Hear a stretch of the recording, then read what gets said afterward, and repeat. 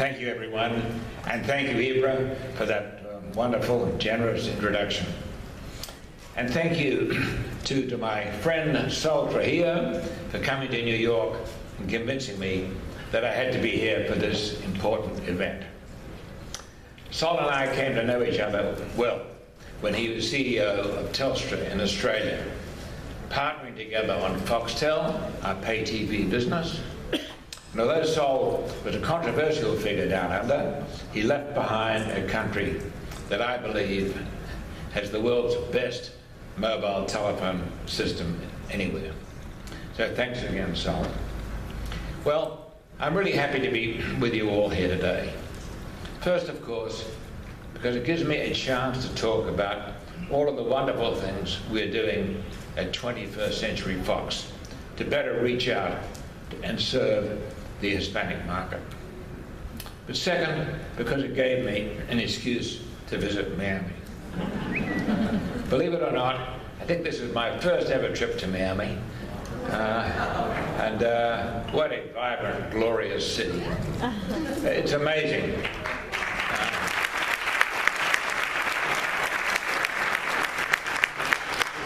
It's a city that certainly awakens your senses. In New York sometimes, all you hear is the honking of horns, and maybe you get a waft of garbage, or even horse manure, if you were lucky enough to live near Central Park, as I do. But here in Miami, it's like a whole different world.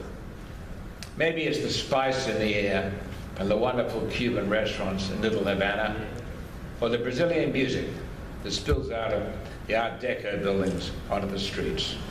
But I feel like I've been whisked away to a far-off land. Except, of course, I haven't. Some call Miami our most international city. To me, Miami is more and more representative of the new America. Multicultural, determined, optimistic, and American.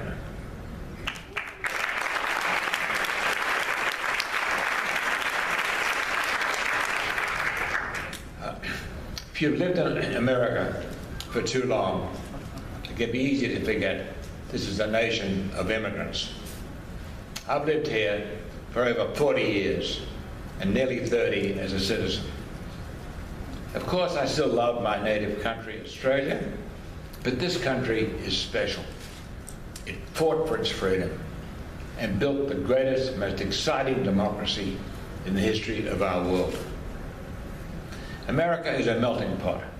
The Irish, the Italians, the Germans, a few generations ago, now Mexicans, Cubans, Brazilians, Chinese and Indians, and so many others, each bringing new things to our culture, changing it in subtle ways, adding to the rich tapestry that is American life. It is true that it's not always the easiest to get different cultures to mix together in a seamless fashion. But time and 2 or 3 generations has always overcome those difficulties. Democracy is messy, and people are inherently and understandably timid about things they do not understand. But some of the hostility we hear in America about those of other cultures, you would think their ancestors, going back 1,000 years, had built the stone walls of our nation. But this isn't England, thank God. I think we forget sometimes that America is still a young nation, ever evolving, ever growing. And like all teenagers, she has both her good moments and her less than good moments. Today, there are more than 53 million Latinos in the United States, 6 times what it was in 1970, and growing quickly. To put that in perspective, the current US Hispanic population is nearly the size of California and New York combined. By 2050, it's expected to nearly double to 110 million, the current size of our 4 most populous states combined: California, Texas, New York, and Florida.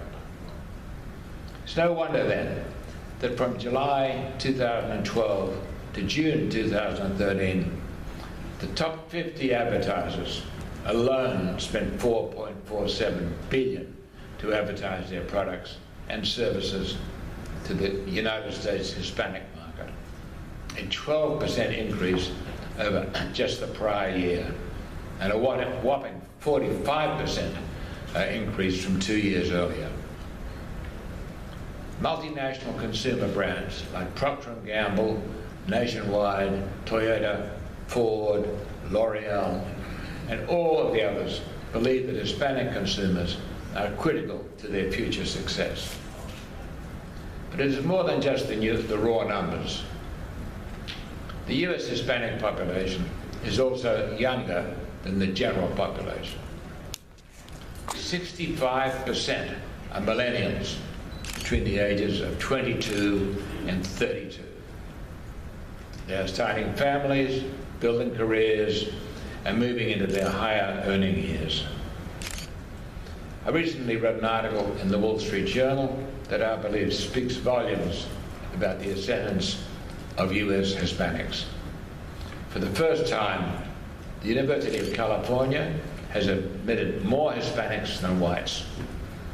Hispanics now count for nearly 1 in 3 Californians admitted to this fall's freshman class. And at the UC system's 9 undergraduate campuses. And about 43% of those admitted for the fall identify themselves as the first to attend college in their families.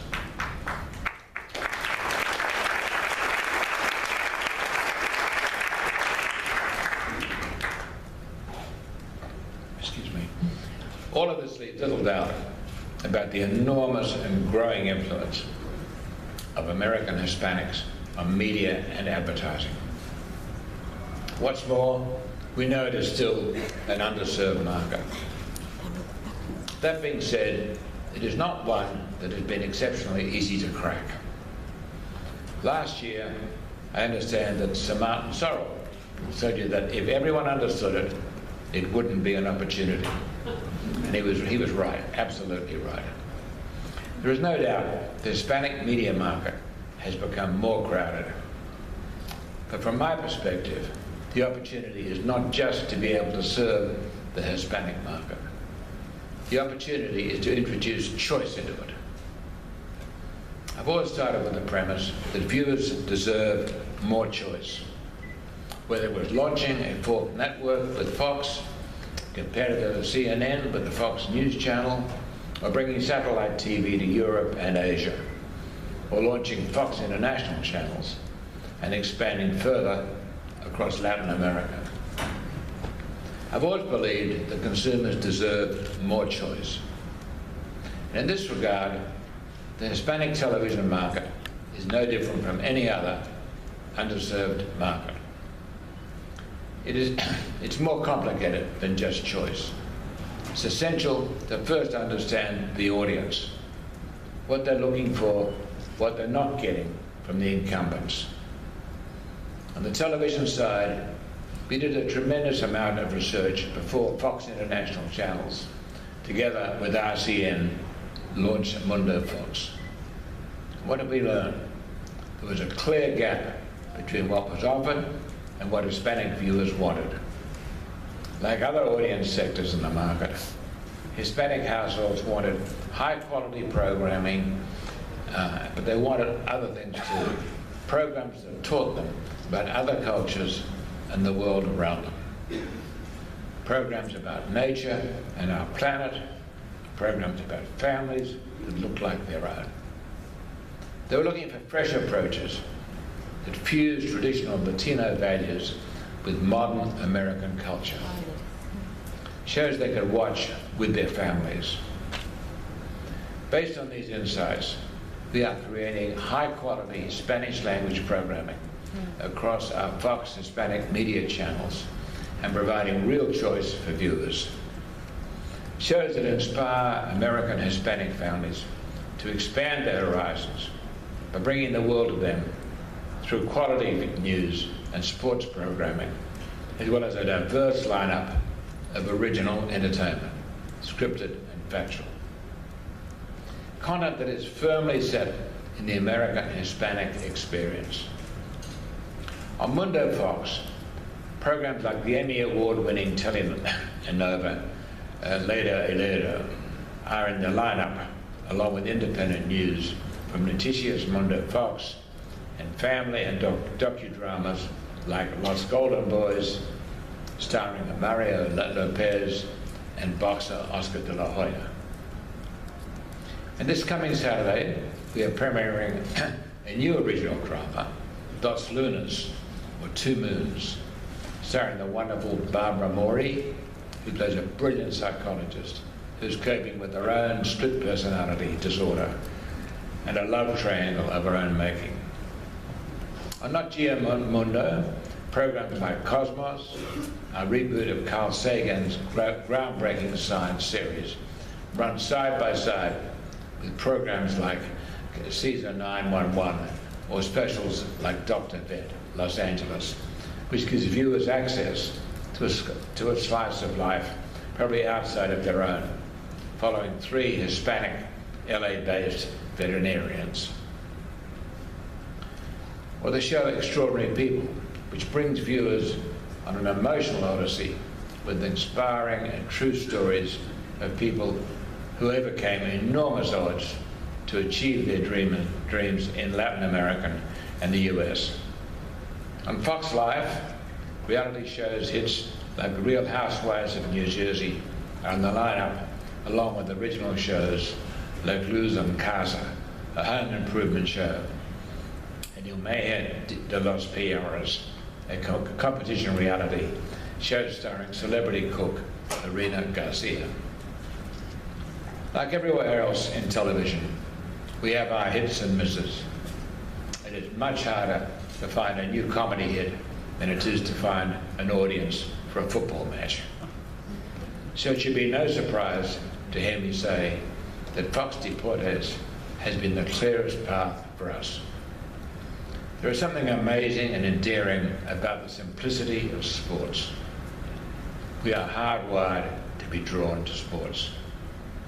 We feel the passion of the competition, our hearts ache for the pain of hurt players, our spirits jump with the thrill of victory and sink with the disappointment of defeat. Sport helps connect us to the greater world. We love to watch the teams we grew up with. We feel the pride of where we came from. We cheer for our teams even when they don't have a chance of succeeding. Just ask any one of the long-suffering Mets fans around New York. My head of security, Stuart, is a big Mets fan, which means his only joy in life is when the Yankees lose. But all those sports fans, even Mets fans, want to watch the best matches. If they didn't, the World Series, the Super Bowl, and the World Cup rights wouldn't be sold for billions of dollars. The same is true for Hispanic households. Just look at soccer. Mexican Americans were overcome with joy in 2012 when Mexico won the Olympic gold medal in men's soccer against Brazil. But this does not mean that Mexican Americans only care about watching Mexican teams, or even that they only care about beating Brazil. That won't diminish that. The truth is that Mexican Americans just want to watch great soccer. They want to watch the English Premier League, the Champions League, and occasionally a few will even tune in to the Bundesliga. They want to watch the best matches. And further, and perhaps more telling, they want to watch the best matches with the best commentary, the best graphics, camera work, and presentation. At Fox, we never underestimate the desire of our viewers for more and better programming. And we've committed ourselves to investing in a full spectrum of sports rights across demographics and geographic territories. Sports bring people together, something we know is even more valued by Hispanic viewers. And as a business, that depends on eyeballs. We understand that nothing is more powerful in drawing an audience than big live events like sports programming. Consumers are flooded with options today, and for us, live sports are as close to a sure bet as there is to a fragmented marketplace. But we don't limit our efforts to bring the Hispanic audience into the mainstream market of foot to sports. We continually push ourselves to do better at creating and scheduling programs on our English language cable channels and our network that look like the new America. Some of you may not realize that Modern Family is our show. Well, we sell it to ABC. It is produced by 20th Century Fox Television. But you would have to be living under a rock to not know who Sofia Vergara it was. The Colombian actress perfectly embodies the role of Gloria, wife of Jay, played by the beloved actor Ed O'Neill, and mother to the delightful Manny, played by Rico Rodriguez. The show is popular, to say the least, first and foremost because it's one of the few laugh-out-loud comedies on television today that you can watch with your entire family. It's also a show that does justice to the changing face of America. The same is true with newcomers like Brooklyn Nine-Nine, starring Saturday Night Live alumni Andy Samberg as a Brooklyn police detective, working side by side with fellow detective Amy Santiago, played by Melissa Pinero. The show has been lauded for not only its diverse cast, but for avoiding the stereotypical cheap jokes that have plagued other shows. And of course there is American Idol, which this year saw the return, much to my happiness, of Judge Jennifer Lopez. Not only is Jennifer one of the hardest working, sweetest, most beautiful stars in Hollywood today, but she's one who hasn't forgotten her roots. A few weeks back, I was on the set of Idol, talking to her after the show, and she said she loved American Idol because it gave kids like those she grew up with in the Bronx an opportunity to dream big in a way that would never otherwise be afforded to them. And all you have to do is watch how she tears up when we have to send a contestant home to know that she means it. Those are just a few examples from the network. But we use the same mindset as we think about our cable programming. For example, The Bridge on FX. The Bridge started as a Scandinavian show produced by the Shine Group, a subsidiary of 21st Century Fox. And when they thought about using that formula to get a new hit here in the US, they found the perfect setting in the debate over the US-Mexican border. The Bridge is first and foremost a crime thriller about two detectives, one American and one Mexican, forced to work together to pursue a highly intelligent serial killer.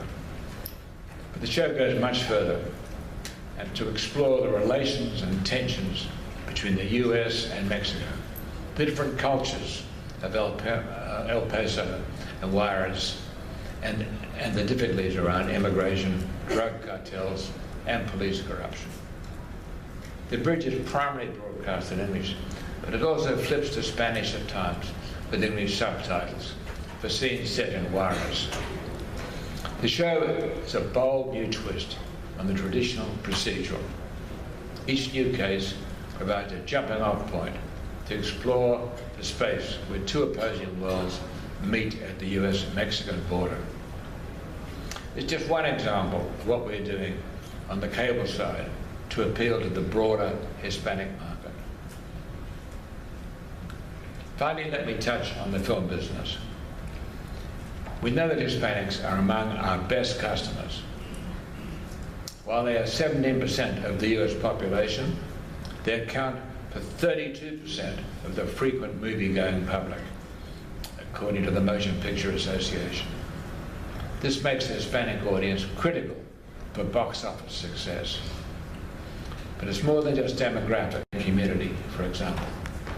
Hispanics tend to see films with larger groups of family and friends, often across generations, and view it as a good way to spend time together as a family. We see the same co-viewing when it comes to television, as I mentioned earlier.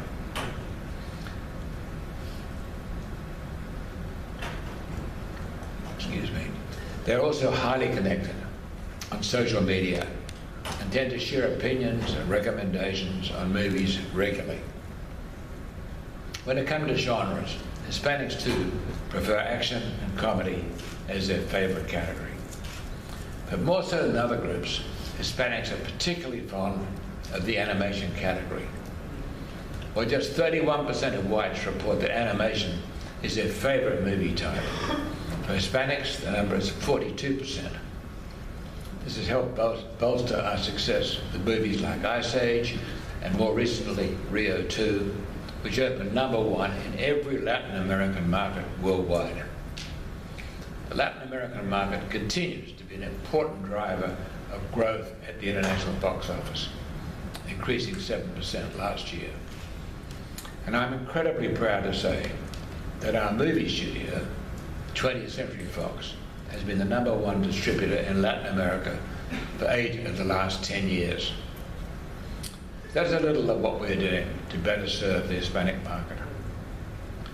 The question is, what can we as a media company and we as a nation do to improve? For me, the answer is simple. Support broad immigration reform.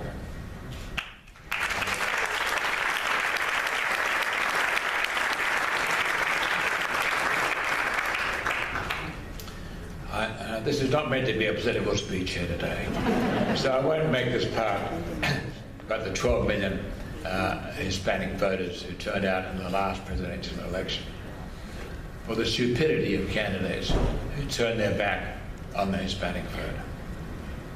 I won't even make this part of my speech about the moral argument that we are a nation of immigrants and that we ought to have more compassion for people who've come here, many in desperate ways, to pursue opportunities, build a better life for their children, and live out the American dream. For today's purposes, I stick to the market argument and talk about the facts. And according to a report by the Partnership for the New American Economy, immigrants or their children found out more than 40% of America's Fortune 500 companies. Those companies now enjoy millions of hard-working people worldwide and generate more than $4.2 trillion in revenue. Does anyone here really wish Google, eBay, and Intel, Pfizer, all founded by immigrants, were headquartered in Eastern Europe or China instead of America? Whether it's NASDAQ-listed companies or small businesses employing just 10 people, 28% of all new American businesses started in 2011 were founded by immigrants. That's an entrepreneurial group of people we want to continue to attract to our economy. Undocumented immigrants in the US did not come here to sit on their hands. They came because they believe there is freedom and opportunity for those willing to work hard. We need to give those individuals who are already here, after they have passed checks to ensure they are not criminals, a path to citizenship so they can pay their full taxes, be counted, and become more productive members of our larger community.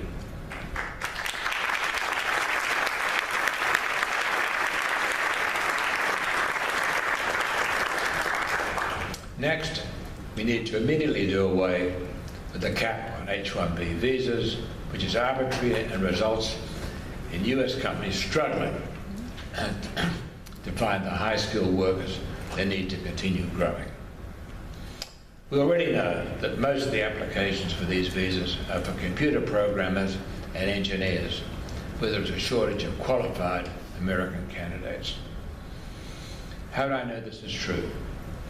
I've just spent a week in Silicon Valley where people were shaking their heads about how the administration has failed to handle this issue. If we are serious about advancing our economic future, about creating jobs here in America, then we must realize that it is suicidal to suggest closing our doors to the world's entrepreneurs, or worse, to continue with large deportations. America's immigrants are hard-working, family-minded individuals with strong values. They add to our culture, they add to our economic prosperity. And we at 21st Century Fox are proud of our commitment to Hispanic viewers and believe we have an enormous opportunity and responsibility to provide them with the kind of choice that they demand and deserve.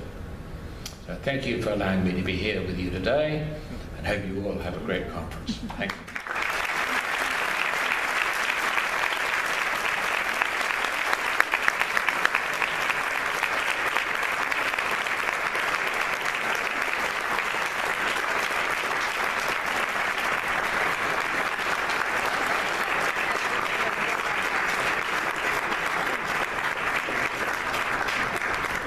We are a nation of immigrants, and this was a beautiful, beautiful presentation. We are so flattered to have you here today.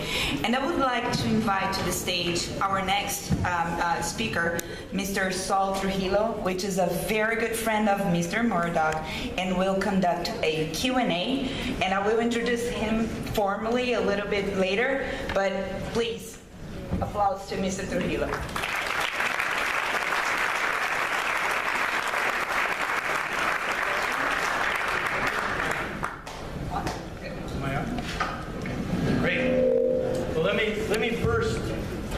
Start by, obviously, Rupert, you saw the response to your comments here, which I think are terrific. And obviously, I feel very strongly about everything that Rupert said, in particular towards the end, but maybe even more importantly towards the beginning of his view of his business that he leads, that he founded, and that he so entrepreneurially built. Because he's an immigrant, and he knows it viscerally, he knows it experientially, he knows it in many different ways, and at the same time he's been a person that's taken risks along the way in terms of building his business. So I was really pleased when Rupert accepted the invitation to come here, and again I think all of you have now seen much of what I've seen with Rupert in terms of his feelings about our country, about the future of our country, and the optimism that all of you share, because you're defining in many ways for many companies how to attract, grow consumers that are much different in terms of how they act, where they buy, how they choose, who they respond to, et cetera, with the insights that all of you have. So I'm really pleased to be here today, one, just to see all of you, but two,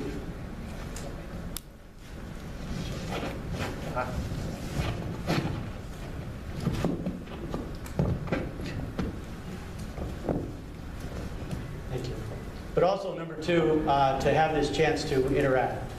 So what we've done is we've actually opened it up with through the Twitter capabilities to see what kinds of tweets, questions that some of you may have.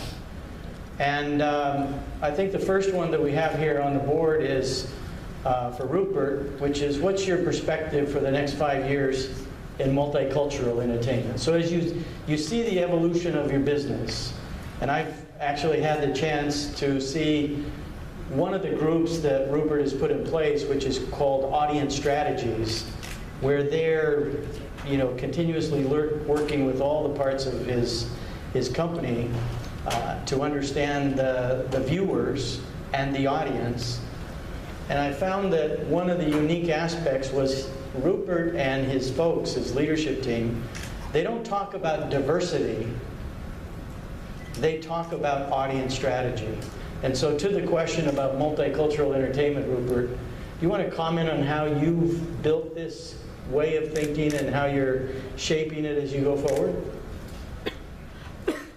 Yes, I think, as I've learned America, I learned New York, which is one of the great melting pots, changing all the time.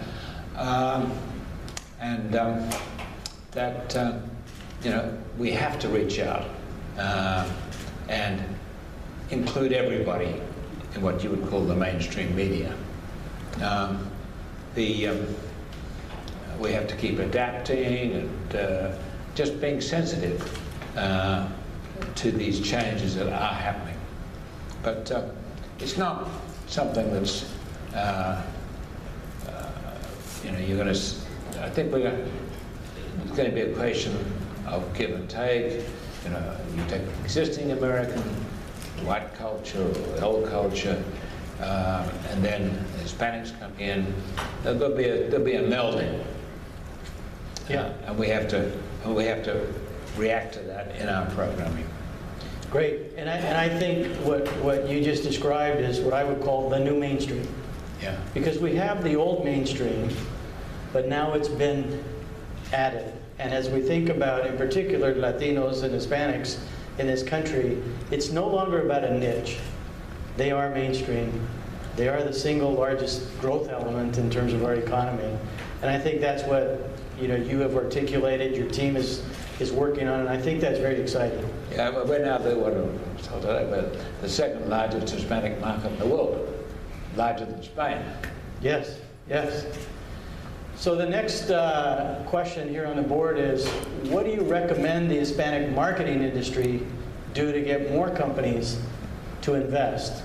And I'll add a little color as you think about the question. Sometimes people still think that it's often a niche, and therefore I allocate a smaller piece of my budget as you think about reaching your audience, or if you're a Procter & Gamble or a Nestle or whoever, trying to reach those who are going to buy your products. And it tends to be off on a special budget as opposed to understanding that, I'll give you some examples. Wells Fargo, the CEO of Wells Fargo, John Stump, will talk about the fact that 50% of all new home mortgages purchased today are to Latino families. It's not 5%, 50%. So that indicates a much different view of this kind of consumer. How do you think about that? Well, I think you're right. I mean, it's just interesting facts which we've got to take into account. And I think all companies have to, and as you say, don't just treat it as a niche. But how does Nestle, adjust their flavors, things like that? They don't have to change them radically, but they have to make accommodation.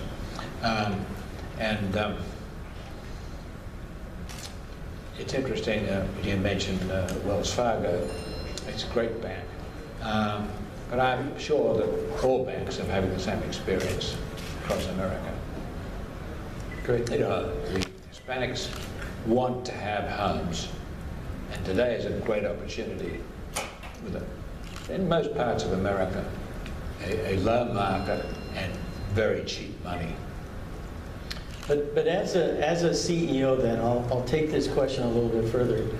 As a CEO of one of the most well-known, famous, and successful media companies, as you talk to your peers about what you just talked about, my perception is that not everybody's where you're at in terms of thinking about the business, the opportunity, the growth, etc. How would you... Oh, don't worry, they will get a copy of that.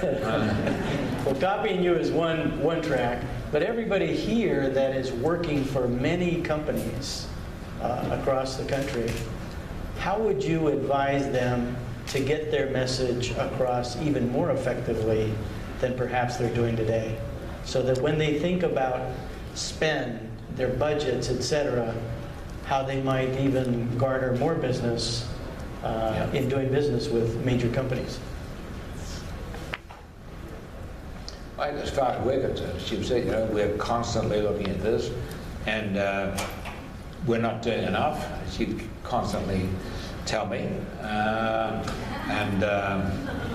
He ran a one-man campaign to get Jennifer Lopez back on that program.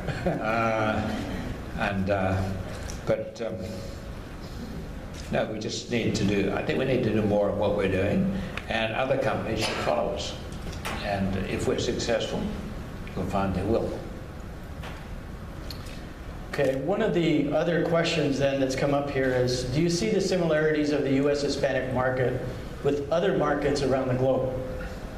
So as you've operated in other countries, are there any analogs? Are there any comparables that you would point out? No, I think they're all different. I think this is more complex because of the Hispanic factor and the multicultural aspects.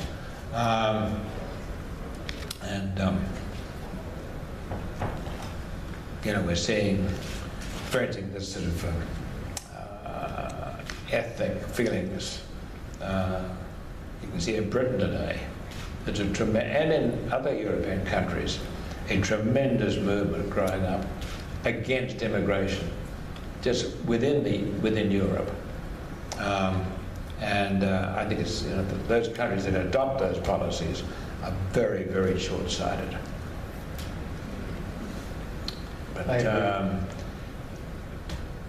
if you watch television in Britain, there is no accommodation for that sort of thing, or very little. Perhaps on our Sky, where we have hundreds of channels, there are some, but there's not a lot. Certainly, the major broadcasters don't show any appreciation of it. Okay.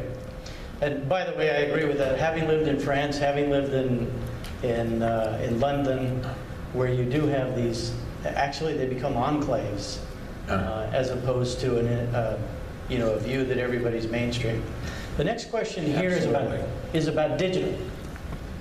As you think about your company strategies and given this whole wave, in particular of the Latino consumers as early adopters of smartphones, digital, spending more time online, probably an hour a day more online than non-Hispanics. How do you think about this digital evolution as you evolve the company? Oh, look, digital is totally the future, and what digital allows every company to do is to have a direct relationship with each customer.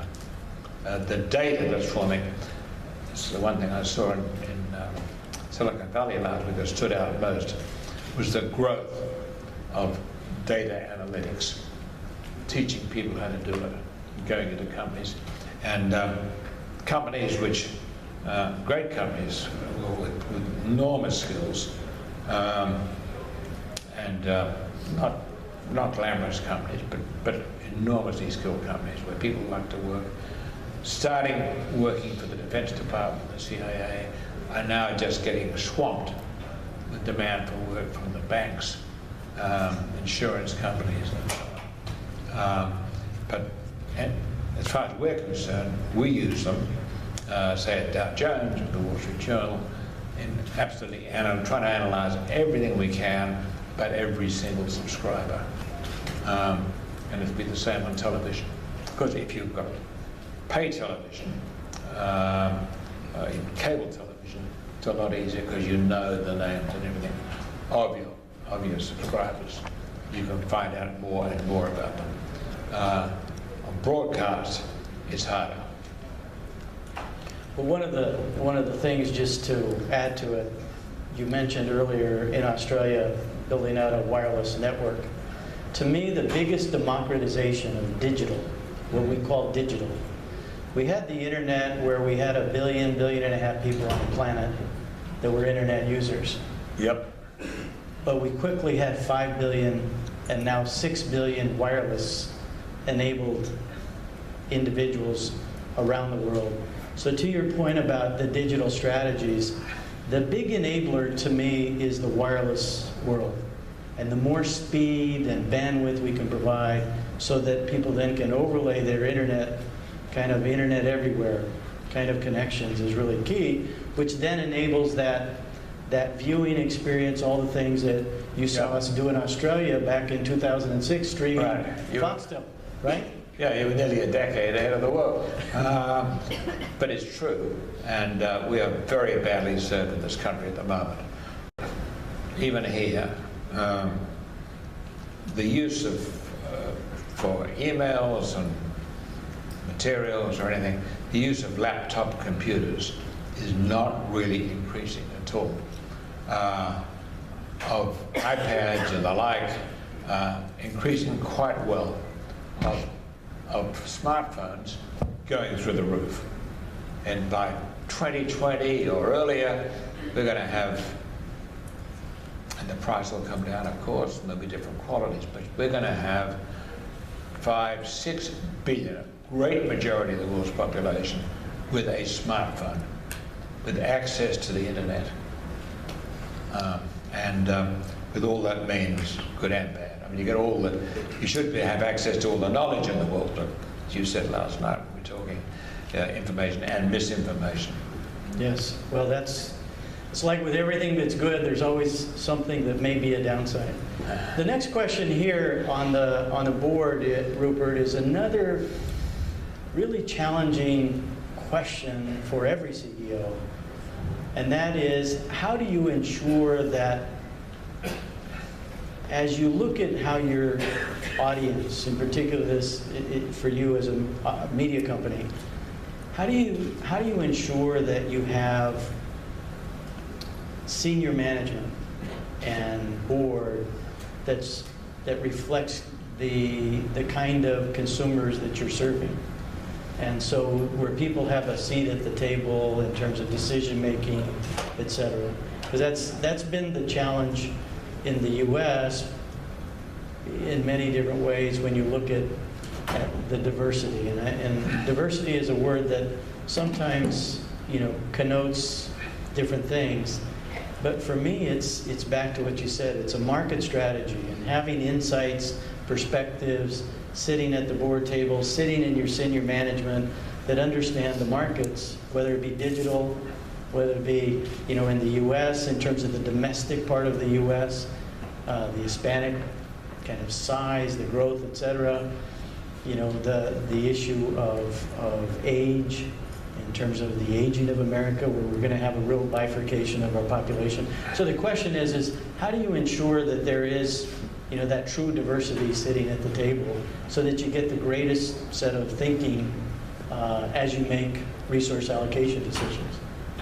Well, at our board, we split into two companies, the video, basically video and print. Both boards, I can assure you that Latinos are very well represented, either by people like President Aznar. There's a very prominent business lady from Buenos Aires, and a couple of others. And they speak up. More important, how do you get all your executives in line? Well, you have meetings, you talk. It's up to me and my closest associates to keep going around those executives, talking like this, trying to keep everybody on the same page. Not always 100% successful.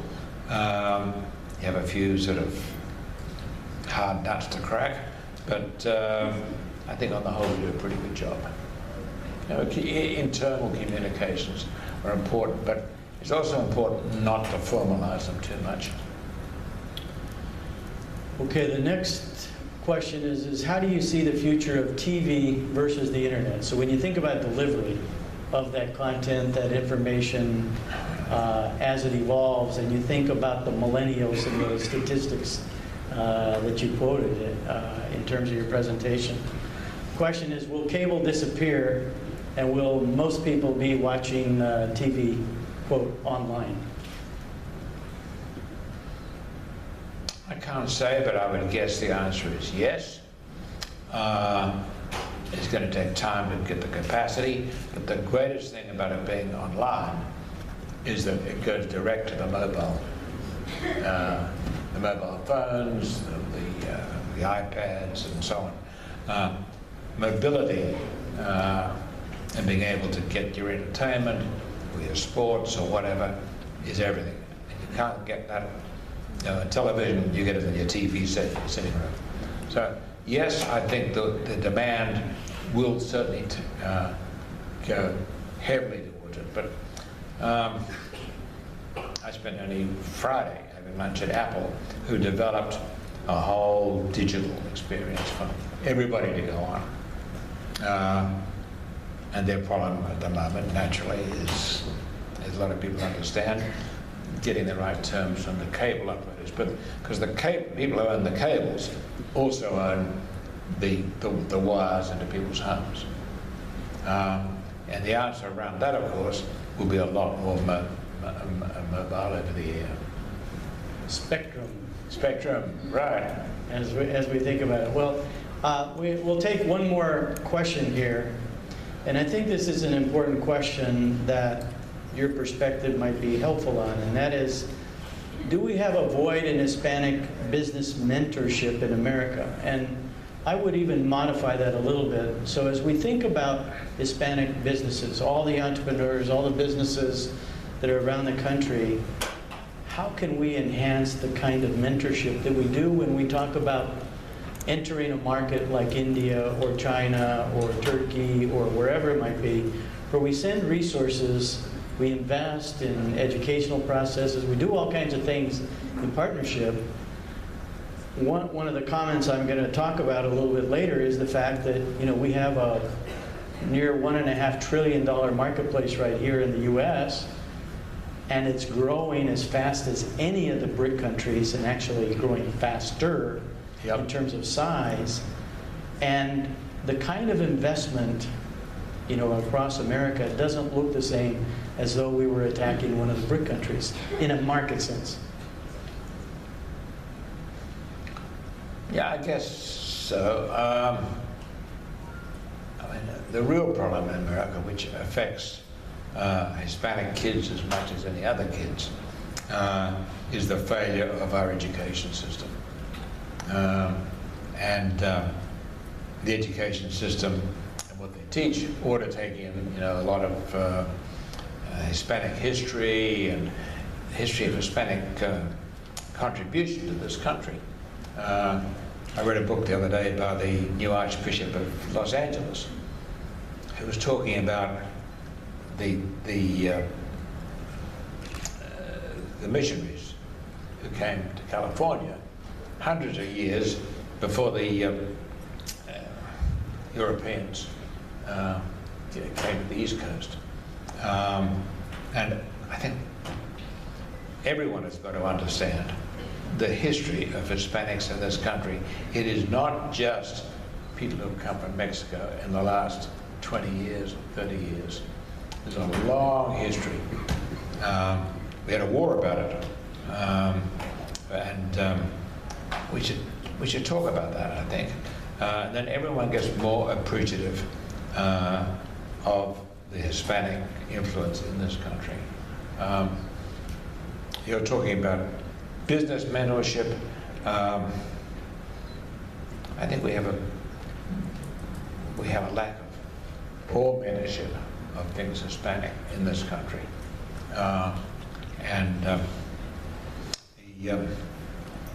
Is there a particular void in business mentorship? Yes, but you know, the old established companies, and some not so old, which are very, very big, they tend to ignore or are not as aware of this Spanish contribution. The great thing about the Hispanics who are starting businesses, they're not frightened to take risks, lose everything, or win a lot. But you know, you will not get out of this, what I think is a continuing recession in this country, until we free people to start small businesses. And that is what Hispanics are doing, but want to do a lot more. Great. Well, I want to close the session here with just a couple comments about Rupert once again. I hope all of you have had a chance to see and get to know Rupert the way I have gotten to know him over the last several years. Thoughtful, always probing, always thinking, always evolving, which to me is very important in a leader. but he understands this whole phenomenon, and he's getting to understand it, even more day by day, which is what, great CEOs tend to do, because there's never enough, you're never finished, you're never done. And so hopefully with his comments today and the discussion here, you all get the same kind of perception about how 21st century Fox is being led, how it's been built, and probably where it's going to go, because I think there's some exciting stuff that's yet to happen that he didn't talk about today for a lot of obvious reasons. But you can now see the personality behind the building of this corporation. So please help me thank Rupert Murdoch for joining us.